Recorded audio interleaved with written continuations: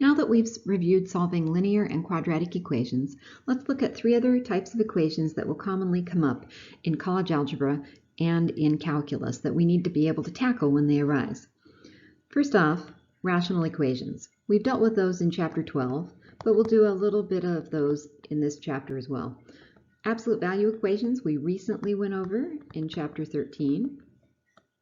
And then radical equations we've dealt with indirectly in terms of domain and range functions, but we haven't really solved them directly. And I'll look at a few examples of that. Hopefully you've done them in a previous math class.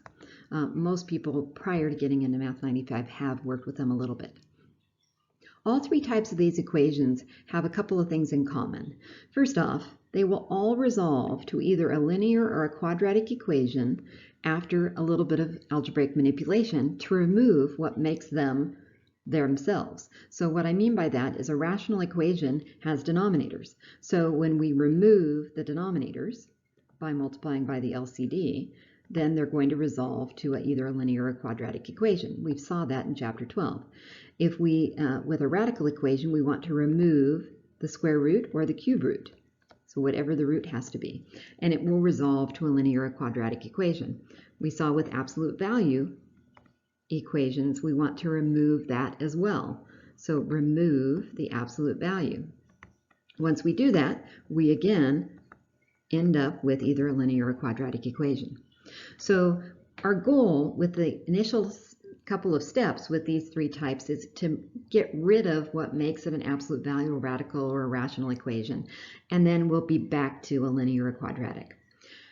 Now, one of the things that can happen when you do this algebraic manipulation is that you can end up with some extraneous solutions. Those are solutions that check midway through the solving process, but when you take them all the way back to the original equation, do not check. The reason has to do with what makes these equations what they are, which is rational equations have denominators. Denominators cannot be equal to 0.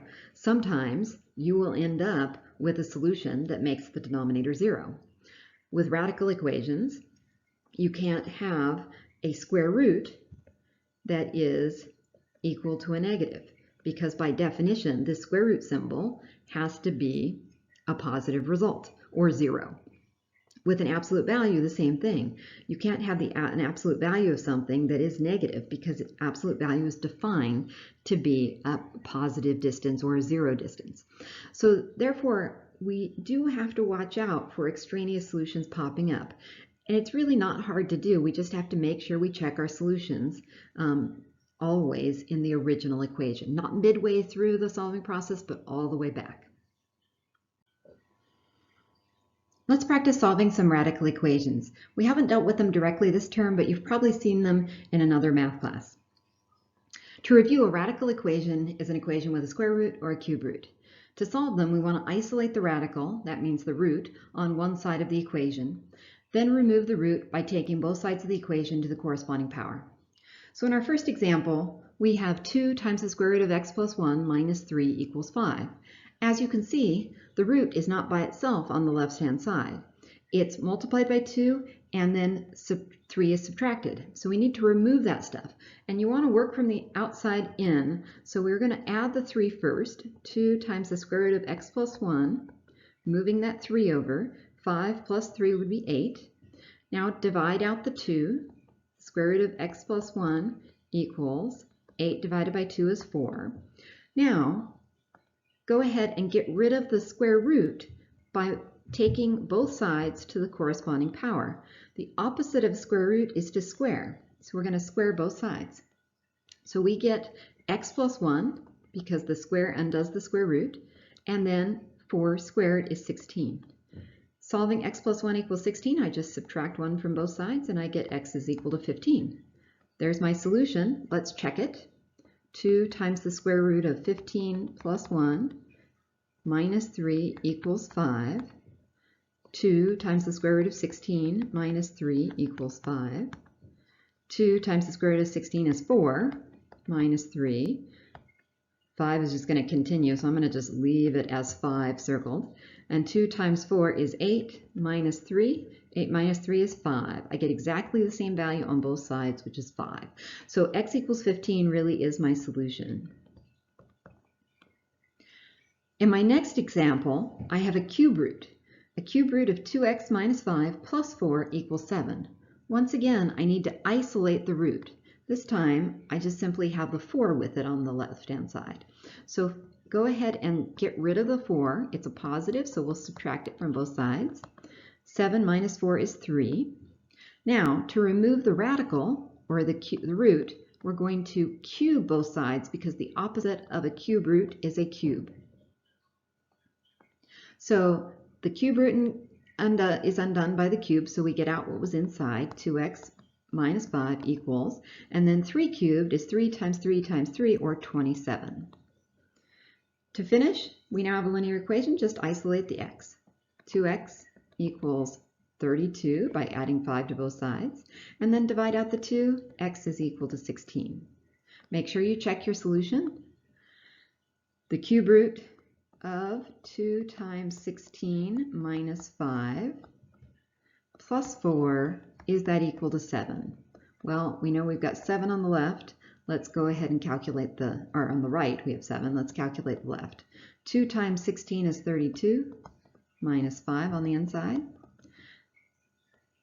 32 minus 5 is 27. The cube root of 27 is 3. And finally, 3 plus 4 is 7. Get the same thing on both sides, so that was our solution to the equation. 16. In this last example below, we have the square root of 5x plus 6 minus 2 equals x. Once again, we want to first identify the root. And in this case, there's a minus 2 on the side with it, so move the 2 to the other side. So we end up with the square root of 5x plus 6 equal to x plus 2. Now we're going to undo the root by squaring, because it is a square root, so we're going to square both sides. Now, the square and the square root undo each other, so I get 5x plus 6. When I square a binomial, remember, I'm going to have to FOIL that out. So x times x is x squared. The outside terms will be 2x, and the inside terms will be 2x. And then 2 squared is 4. So collecting like terms, I have 5x plus 6 equals x squared plus 4x plus 4. And that x squared term is telling me it's a quadratic equation. So remember how I said your equations that are more complicated are going to resolve to either a linear or a quadratic. Our first two resolve to linear equations. This one resolves to a quadratic. It's important to recognize that because now we need to get 0 on one side and either use factoring or the quadratic formula. So I'll move everything over to the right because my x squared term is currently positive. I want to keep it positive.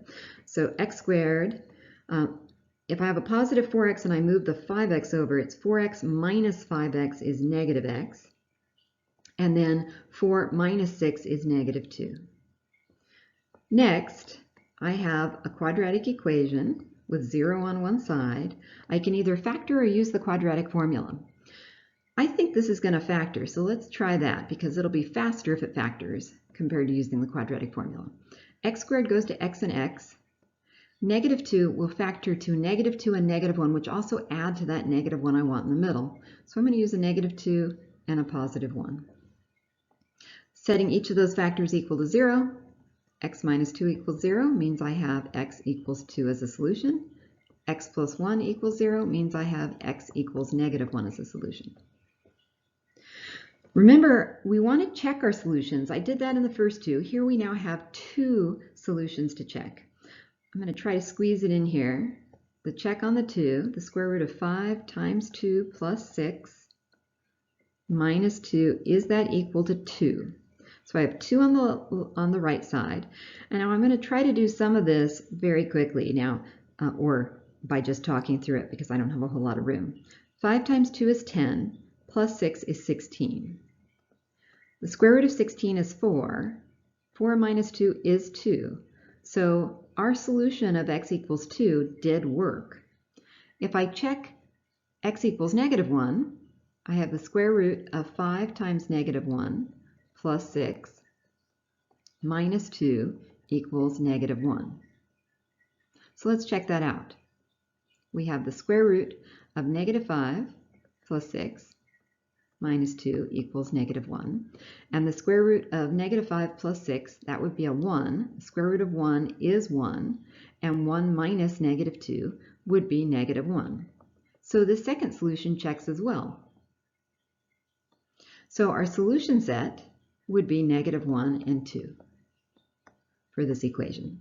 It's important you check because it is possible that the solutions won't work, because radicals can have extraneous solutions when you solve.